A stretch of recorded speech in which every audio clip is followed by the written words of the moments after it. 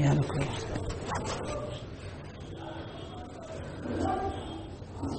اللہ الرحمن الرحیم الحمد للہ رب العالمین والصلاة والسلام علی رسولہ سید المرسلین وخاتم النبیین وعلی آلہ واصحابہ اجمعین ومن تبعهم بإحسان إلى يوم الدين يا رب صل وسلم دائما أبدا على حبيبك خير الخلق كلهم يا رب صل وسلم دائما أبدا على حبيبك من زانت به العصور جزا الله عنا سيدنا وحبيبنا وشفيعنا وسندنا ومولانا محمدا صلى الله تعالى عليه وسلم خيرا ما هو أهله. اللہ تبارک و تعالی نے دنیا جب سے بنائی اس وقت سے لے کر اور قیامت تک جب تک یہ دنیا رہے گی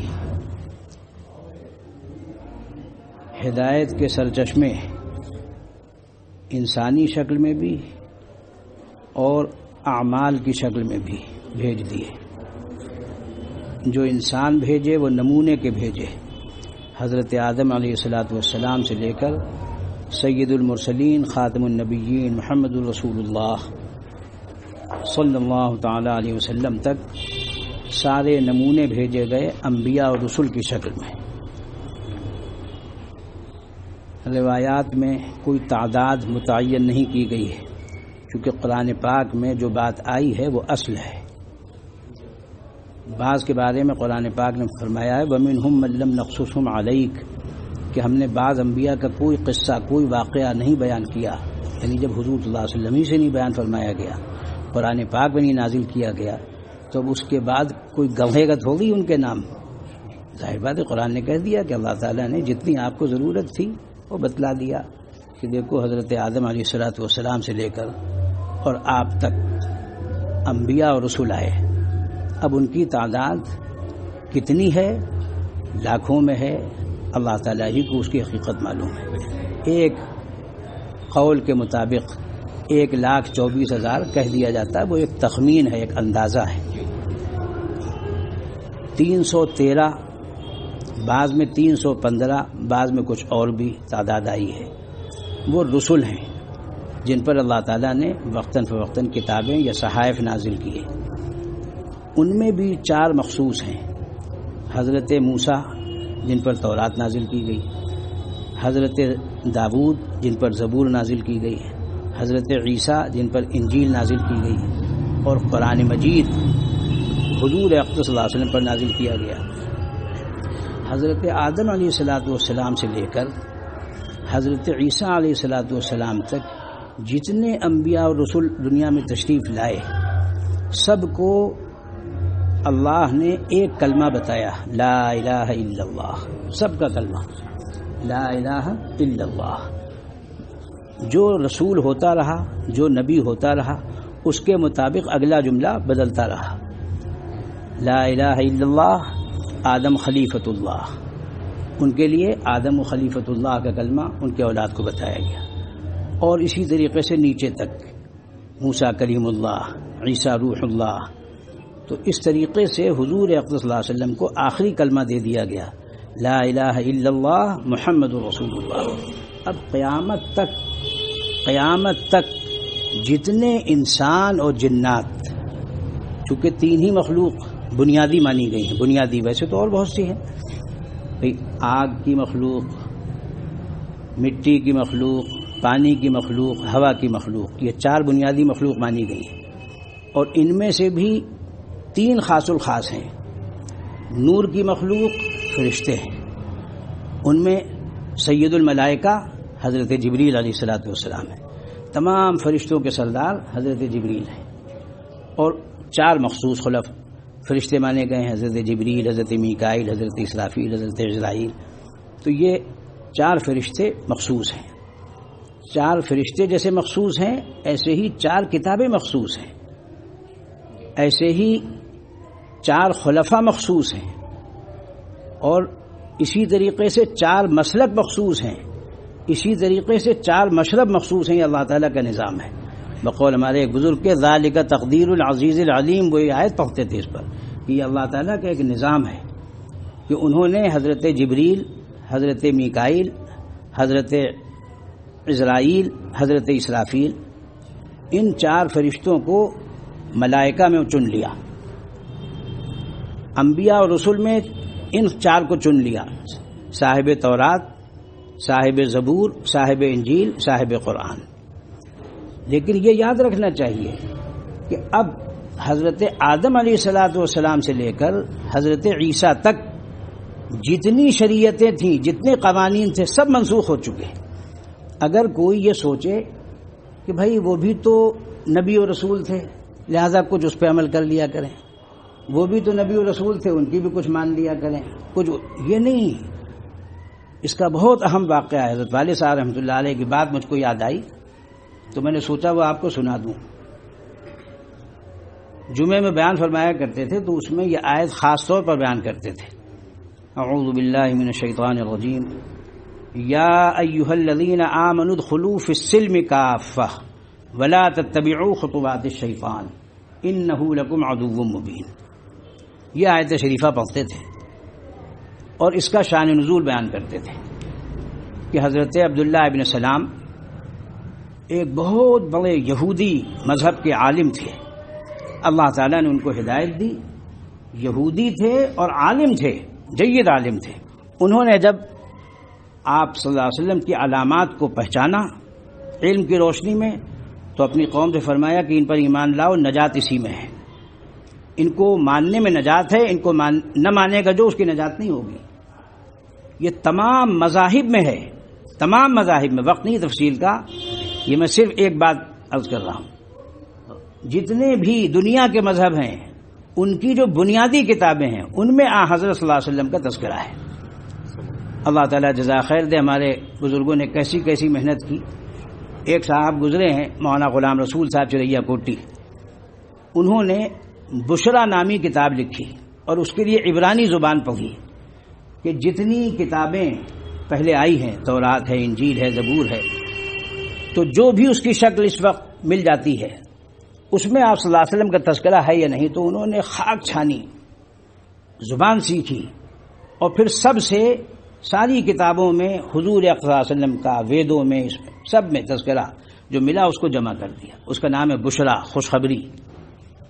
وہ چونکہ حافظ نہیں تھے تو انہوں نے ایک جگہ روانی میں لکھ دیا کہ تمام کتابوں میں حضرت اسماعیل کے نبی و رسول ہونے کا ذکر ہے مگر قرآن مجید میں نہیں ہے۔ تو وہ کتاب دادا میاں کے پاس مطالعے میں رہی تو انہوں نے حاشیے میں لکھا، حالانکہ دادا میاں بھی حافظ نہیں تھے لیکن قرآن پاک اتنا پڑھتے تھے کہ ان کو موقع موقع کی چیز یاد رہتی تھی، تو انہوں نے فوراً حاشیے میں لکھا، غالباً مصنف حافظ نہیں معلوم ہوتے ہیں، وَاذْكُرْ فِي الْكِتَابِ اسماعیل إِنَّهُ كَانَ صَادِقَ الْوَعْدِ وَكَانَ رَسُولًا نَبِيًّا۔ قرآن پاک ان کو رسول و نبی لکھ رہا ہے، کہہ رہا ہے۔ تو ایسی صورت میں یہ ان کی بے خبری ہے کہ یہ فرما رہے ہیں کہ تمام کتابوں میں حضرت اسماعیل کے نبی و رسول ہونے کا ذکر ہے مگر قرآن میں نہیں ہے۔ اگر حافظ ہوتے تو دم سے، اسی لیے ہمارے ایک استاد فرمایا کرتے تھے کہ اگر بچے کو پہلے قاعدے سے حفظ کرا دیا جائے، پھر تجوید پڑھائی جائے، پھر علم دین پڑھایا جائے تو وہ بنیادی طور پر 1/4 عالم تو اسی وقت ہو جاتا ہے جب وہ حافظ ہوتا ہے، کیونکہ اس کو بنیاد ہاتھ آ جاتی، مگر وہ بنیاد کے الفاظ یاد ہیں، اس کو اس کی ادائیگی کا طریقہ معلوم ہوگا قاری ہو کر، اس میں کیا ہے قرآن میں یہ معلوم ہوگا عالم دین ہو کر، تو یہ کسر رہ جاتی ہے اس میں، اس کی وجہ سے وہ قرآن پاک پڑھتا تو لیکن یہ نہیں جانتا کہ اس میں لکھا کیا ہے۔ اس وقت پوری امت، پوری قوم، کیا عرب کیا عجم، کیا ہندوستانی کیا پاکستانی، کہیں کا بھی سب سے بڑا قصور ہمارے بزرگوں نے لکھا ہے جو ہے وہ ہم نے قرآن چھوڑ دیا ہے۔ قرآن پاک نہ تو ہم پڑھتے ہیں تو صحیح نہیں پڑھتے، قرآن پاک پڑھتے بھی ہیں، سمجھنے کی بھی کوشش کرتے ہیں، مگر کس سے؟ ڈاکٹر صاحب سے۔ ارے بھائی ڈاکٹر صاحب کا موضوع تھوڑی ہے تفسیر، بھائی ڈاکٹر صاحب، انجینئر صاحب، وکیل صاحب، کسی بھی سبجیکٹ کے ماسٹر صاحب وہ کیسے قرآن بتلائیں گے؟ بھائی قرآن کہہ رہا ہے الرحمن فاسأل بہ خبیرا، قرآن پاک کو کسی باخبر سے، رحمان کی شان کسی باخبر سے پوچھو۔ قرآن اللہ کا کلام ہے تو کلام زبان سے جو بات نکل رہی اس سے آپ متکلم کو پہچان رہے ہیں جو بول رہا ہے. ایسے ہی اللہ کا کلام وہ بتلائے گا جو اللہ کو جانتا ہو، اللہ کو پہچانتا ہو، وہ بتائے گا کہ قرآن کیا کہہ رہا ہے. تو یہ بہت اہم بات ہے. دوسری بات مجھے پہلی بات یہ عرض کرنی تھی کہ قرآن پاک میں جو آیت نازل ہوئی یا ایھا الذین آمنوا ادخلوا فی السلم کافۃ ولا تتبعوا خطوات الشیطان، اے ایمان والو اسلام میں پورے داخل ہو جاؤ. یہ نہیں کہ سر تو داخل کیا ہاتھ نہیں داخل کریں گے. جی ہاتھ تو داخل کر دیا مگر بھائی کیسے آدمی کسی بھائی مکمل طور سے اپنے کو سپرد کرنا پڑے گا جب اس کے اندر آدمی پہنچے گا اس محل میں. تو اسلام کا ایک محل ہے، اس میں وہ داخل ہوگا جو اللہ نے حضور اقدس صلی اللہ علیہ وسلم کو حضرت آدم سے لے کر حضرت عیسیٰ تک جو کچھ بتایا تھا وہ سب اللہ نے حضور صلی اللہ علیہ وسلم کو بتا دیا. اب اس پر عمل نہیں ہوگا، اب اس پر عمل ہوگا.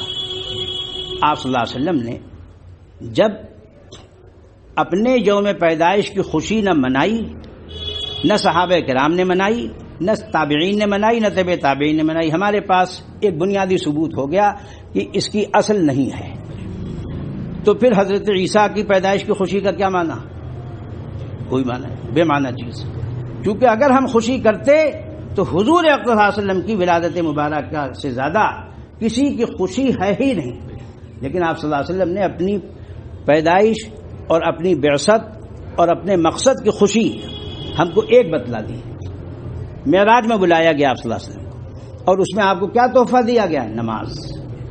جو نماز پڑھتا ہے وہ روزانہ آپ صلی اللہ علیہ وسلم کی سنت پر عمل کر رہا ہے، آپ کے اللہ کی طرف سے دیے ہوئے تحفے کو روزانہ قبول کر رہا ہے. طہارت کا اہتمام کر رہا ہے، نماز کا اہتمام کر رہا ہے، قرآن پاک کی تلاوت کا اہتمام کر رہا ہے، مسنون دعاؤں کا اہتمام کر رہا ہے. تو وہ مسلمان جو ہونے کی ایک علامت ہے وہ اس کے اندر پائی جا رہی ہے. اسلام اس کے اندر انشاءاللہ رہے گا. لیکن پیدائش سے لے کر موت تک اسلام ہے. اس کی بنیاد عقیدے ہیں، عبادتیں ہیں، معاملات ہے، لین دین ہے، معاشرت ہے، رہن سہن ہے، اور اخلاق ہیں اور انتظامات ہیں. یہ سب دین کے اندر داخل ہیں. اب آج ہم لوگوں کے اوپر کیا نحوست قوم پر طاری ہے. کہیں کوئی کرشن کنہیا کی جنم دن کی وہ دے رہا ہے، کہیں کوئی حضرت عیسیٰ کی پیدائش کی دے رہا ہے. آپ صلی اللہ علیہ وسلم کے بتائے ہوئے طریقے کے خلاف آپ صلی اللہ علیہ وسلم کی وفات کے دن آپ کی ولادت کی خوشی منا رہا ہے، کہہ رہا ہے 12 وفات، اور منا رہا ہے عید میلاد النبی. نہ علم کا تعلق ہے اس سے، نہ عقل کا تعلق ہے. خوب کان کھول کے سن لو. صرف علماء دیوبند نے نہیں لکھا، فاضل بریلوی احمد رضا خان نے بھی لکھا ہے کہ 12 ربیع الاول وفات النبی صلی اللہ علیہ وسلم کی تاریخ ہے. آپ صلی اللہ علیہ وسلم کی وفات کی تاریخ ہو، آپ کے ابا کا انتقال ہو جائے، آپ کے بزرگ کا انتقال ہو جائے، آپ اس دن لڈو بانٹیں گے؟ ہے عقل کی بات کچھ؟ حضور اقدس صلی اللہ علیہ وسلم کی بیماری، آخری بیماری، ربیع الاول میں وفات ہو رہی ہے. سفر کے آخری بدھ کو آپ صلی اللہ علیہ وسلم کی بیماری میں اشتداد اور شدت بڑھی. آخری بدھ یہودیوں نے مٹھائی بانٹی. جب ہم آگرے آئے تو پتہ چلا یہاں بھی کاریگروں کو مٹھائی بٹتی ہے. والد صاحب نے سختی سے منع کیا، فتویٰ شائع کیا کہ یہ فتویٰ علماء دیوبند کا بھی ہے، اور بریلوی سب سے بڑے عالم ان کے فاضل بریلوی احمد رضا خان صاحب ہیں، ان کا بھی فتویٰ ہے کہ حضور صلی اللہ علیہ وسلم کی پیدائش کی بیماری کی شدت آخری چہارشنبے کو آخری بدھ کو ہوئی تھی، یہ اس کی خوشی ہے. آج بالکل معلوم ہوتا ہے نہ دل نہ دماغ نہ عقل نہ علم. کیسے دین آئے گا؟ کیسے؟ بھائی دنیا میں بھی آپ اتنے بے عقلے نہیں ہو جاتے ہیں، دین میں اتنے بے عقلے. کوئی دکھ ہو، کس کی بات کہی جائے. کہیں دیوالی کی مبارکباد دی جا رہی ہے، کہیں نیو ایئر ہیپی کی وہ دی جا رہی ہے. میں نے بار بار لوگوں سے کہا جو مسلمان ہے وہ مجھ کو ہرگز اس کی مبارکباد نہ دے. ہمارا سال یکم محرم الحرام سے شروع ہوتا ہے، اور کس نے یہ فیصلہ کیا ہے؟ حضرت سیدنا عمر فاروق رضی اللہ تعالیٰ عنہ نے، جن کے بارے میں بخاری شریف میں روایت موجود ہے کہ میرے بعد حضرت صلی اللہ علیہ وسلم ارشاد فرما رہے ہیں، میرے بعد میرے ان 2 وزیروں کا اتباع کرنا. حضرت ابو بکر عمر کا نام لیا، ابو بکر و عمر. آپ صلی اللہ علیہ وسلم کے دونوں وزیر ہیں، دایاں بایاں بازو جیسے ہوتے ہیں. انہوں نے، ان کے زمانے میں یہ ہوا کہ کیلنڈر دنیا بھر میں تاریخیں چل رہی ہیں، کہیں رومی کیلنڈر ہے، کہیں یونانی کیلنڈر ہے، کہیں کوئی کیلنڈر ہے، کہیں کوئی کیلنڈر ہے. اسلامی کیلنڈر کیا ہے؟ تو حضرت سیدنا عمر فاروق نے فرمایا، یہ نہیں فرمایا کہ کس دن آپ صلی اللہ علیہ وسلم کی پیدائش ہوئی تھی، کس دن آپ صلی اللہ علیہ وسلم کی وفات ہوئی تھی؟ یہ نہیں پوچھا تھا سیدنا عمر فاروق، چونکہ عاشق تھے آپ صلی اللہ علیہ وسلم کے پیغام کے کہ آپ کس لیے بھیجے گئے. ان کا حضور اکرم صلی اللہ علیہ وسلم نے ہجرت کب فرمائی؟ جس دن انہوں نے اپنے خاندان ہاشمی خاندان کو چھوڑا، مکے کو چھوڑا. بھئی دو ہی چیزیں ہیں، قوم اور وطن. آج یہی دو بت تو ہمارے سر پہ لاد دیے گئے ہیں، قوم و وطن. ہماری برادری، ہمارا علاقہ، یہ دو بت ہیں. اللہ تعالیٰ نے ان دو بتوں کو چھڑایا حضور صلی اللہ علیہ وسلم سے. چھوڑو ان ہاشمیوں مکیوں کو جو تمہاری مخالفت کر رہے ہیں، یعنی تمہاری ذات کی نہیں بلکہ اللہ کے دین کی مخالفت کر رہے ہیں. ان کو آپ صلی اللہ علیہ وسلم سے محبت تھی، یاد رکھو کان کھول کر. ان کو آپ صلی اللہ علیہ وسلم سے محبت تھی. وہ کہتے تھے الصادق الامین، یہ سچے اور امانت دار ہیں. جب تک آپ نے نبوت کا دعویٰ نہیں کیا تھا، جب آپ نے نبوت کا اعلان فرمایا اسی دن سے انہوں نے الصادق الامین کہنا چھوڑ دیا. اور ایسے الفاظ کہے کہ میں کیا نقل کروں، مجھے بوجھ ہوتا ہے. ان بدبختوں نے جو آپ صلی اللہ علیہ وسلم کو کہا، اس کے لیے تبت یدا ابی لہب نازل ہوئی. تو آپ صلی اللہ علیہ وسلم نے حق کے لیے، دین کے لیے کس کو چھوڑا؟ اپنی برادری کو چھوڑا، اپنی قوم کو چھوڑا اور اپنے وطن کو چھوڑا، مکے کو چھوڑا. آج کہتے ہیں حب وطن ایمان کا حصہ.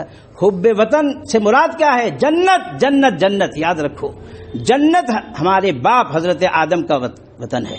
وہاں سب کو واپس جانا ہے، مگر کب؟ ایک شرط کے ساتھ، جب ہمارا ایمان سلامت ہوگا. تو حضرت عبداللہ ابن سلام نے یہودی مذہب پر تھے، اسلام لے آئے. خیال آیا کہ اگر ہم تھوڑا سا ایک عمل ہے، سنیچر کے دن اونٹ کا گوشت نہ کھایا کریں، یہودی مذہب میں منع ہے، تو اس میں کوئی حرج تو ہے نہیں. اللہ تعالیٰ دلوں سے واقف، علیم بذات الصدور ہے. دلوں میں کیا ہے وہی نازل ہوئی. اے ایمان والو اسلام میں پورے داخل ہو جاؤ. یہ نہیں کہ یہودیوں کے مذہب میں ایک دن جو وہ ہے اس پر بھی عمل کر لیں گے اور اسلام تو لائیں گے. یہودی بڑے درجے کے عالم مگر مسلمان ہو گئے تھے، اب کا اب اجازت نہیں ہے. حضرت موسیٰ آپ صلی اللہ علیہ وسلم کو کسی نے تورات کے اوراق پڑھنے لگے، حضرت سیدنا عمر فاروق. آپ نے اس کی کیا ضرورت ہے؟ کیا ضرورت ہے اس کی؟ مجھے کیوں سنا رہے اس کو؟ کوئی ضرورت بھی اس کی نہیں. اگر موسیٰ حیات ہوتے، زندہ ہوتے، تو ان کے لیے اس کوئی چارہ کار نہیں تھا کہ وہ میرا اتباع کرتے. اب حضرت آدم علیہ الصلوۃ والسلام سے لے کر حضرت عیسیٰ تک تمام انبیاء اور رسول حضور اکرم صلی اللہ علیہ وسلم کے تابع ہیں. تو ہماری کیا حیثیت ہے؟ ہم یقیناً اسی صورت میں نجات پا سکتے ہیں جب ہم آپ کے تابع ہوں. اور ہم کہیں مشرک بنے ہوئے ہیں، کہیں کافر بنے ہوئے ہیں، کہیں منافق بنے ہوئے ہیں، کہیں یہودی بنے ہوئے ہیں، کہیں نصرانی بنے ہوئے ہیں، کہیں جینی بنے ہوئے ہیں. نماز بھی پڑھنا ہے تو جینی بن کر. ارے بھائی کیا کر رہے ہو تماشا؟ نماز پڑھو جو بندگی کا طریقہ ہے اس طریقے سے. یہ بنانا چاہتے ہیں آپ کو چھوت چھات کا بندہ، چھوت چھات کا مریض. دور ہٹیے. اگر آپ نے اپنے کو مریض مان لیا، مرض مان لیا، تو جو علاج وہ تجویز کریں گے وہ بھی ماننا ہوگا. ہم نے اللہ کا فضل، اللہ کا فضل، اللہ بڑے کوئی بڑے بول کی بات نہیں ہے. اللہ کے فضل سے ہم نے ان سے کہا، ذمہ داران سے کہا، ارباب الوقت سے، ہم اپنی زبان سے، اپنے قلم سے مسجدوں میں جانے سے نہیں روک سکتے. ہم مسجدوں کو بند کرنے کی اجازت نہیں دے سکتے. یہ فیصلہ احکم الحاکمین کے سامنے ہوگا کہ خانہ کعبہ کے امام نے اور مسجد نبوی کے امام نے فیصلہ صحیح کیا تھا یا اس نے کیا تھا صحیح. یہ فیصلہ احکم الحاکمین کی عدالت میں ہوگا یا نہیں ہوگا. لوگ کہہ رہے ہیں وہاں سے ہوا، وہاں سے. میں نے کہا وہاں اللہ کے رسول کا حکم ہمارے سر آنکھوں پر ہے اور کسی کا نہیں. کیا احمقانہ فیصلہ کیا تھا کہ 10 رکعت تراویح ہوگی، 11ویں رکعت میں کرونا لپٹ جائے گا؟ نہ علم کی بات، نہ عقل کی بات، پاگل پنے کی بات. اللہ تعالی ہم سب کو صحیح علم عطا فرمائے، عقل سلیم، فہم سلیم عطا فرمائے، تب عمل مستقیم عطا ہوگا. اگر ہمارا عقیدہ درست نہیں ہوگا، عمل درست نہیں ہوگا، تو ہم دنیا میں ہدایت پر نہیں ہوں گے اور آخرت میں نجات نہیں ہوگی. تو یہ فیصلہ کریں آپ لوگ سب کے سب. اور جہاں تک یہ بات میری پہنچ سکے، آپ کے درمیان کوئی چودھری ہو، کوئی بھی گرو گھنٹال ہو، کچھ بھی اپنے کو کہتا ہو، یاد رکھیے وہ اللہ کے ہاں بندر، خنزیر اور کتوں سے بدتر حیثیت ہے ان کی، جو اسلام کی مخالفت کر رہے ہیں، ایمان کی مخالفت کر رہے ہیں اور سنت کی مخالفت کر رہے ہیں، شریعت کی مخالفت کر رہے ہیں. یہ اپنے دل و دماغ میں بٹھا لیجئے اور فیصلہ کیجئے کہ وہ ہمارے اغوا نہیں ہیں. اگر ہم ان کو مانیں گے اور ان کی مانیں گے تو اس کا نقصان یہ ہوگا کہ آپ اللہ کا حکم اور اللہ کے رسول صلی اللہ علیہ وسلم کے طریقے سے ہاتھ دھو بیٹھیں گے۔ اللہ تبارک و تعالی ہم سب کی حفاظت فرمائے اور ہم سب کو خلوص کے ساتھ، صدق کے ساتھ ہمت نصیب فرمائے، استقامت بخشے۔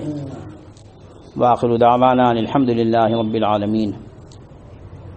الحمد للہ رب العالمین والصلاة والسلام علی رسولہ سید المرسلین وخاتم النبیین وعلی آلہ واصحابہ اجمعین ومن تبعهم بإحسان إلى يوم الدين۔ اللهم إنا نسألك من خير ما سألك منه نبيك محمد صلى الله عليه وسلم، ونعوذ بك من شر ما استعاذك منه نبيك محمد صلى الله عليه وسلم، وأنت المستعان وعليك البلاغ ولا حول ولا قوة إلا بك۔